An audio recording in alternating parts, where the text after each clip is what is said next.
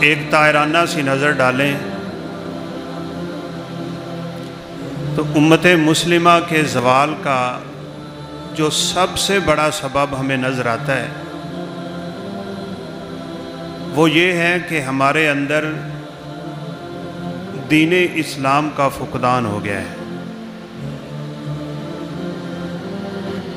ہمیں اس بات میں بھی کوئی اختلاف نہیں ہے کہ ہماری دنیاوی تنزلی کا سبب یہ بھی ہے کہ ہم لوگوں نے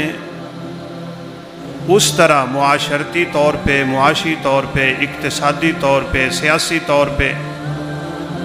وہ محنت نہیں کی، وہ پلاننگ نہیں کی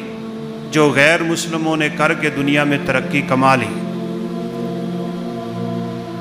لیکن یاد رکھیں کہ ذلتیں جو ہیں کسی قوم کا مقدر اس وقت بنتی ہیں جس وقت وہ دین کو چھوڑتے ہیں۔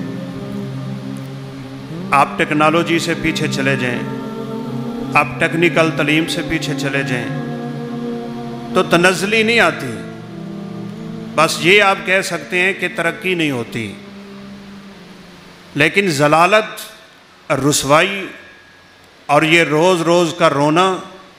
اور امت مسلمہ کے خون کی ہولیاں اور ندیوں اور وادیوں میں مسلمانوں کے خون کا بہنا اور ہمارے خونوں کا اس کے مقابلے میں سفید ہو جانا، اس کی بنیادی وجہ یہ ہے کہ ہمارے دلوں سے اسلام کی محبت اٹھ گئی۔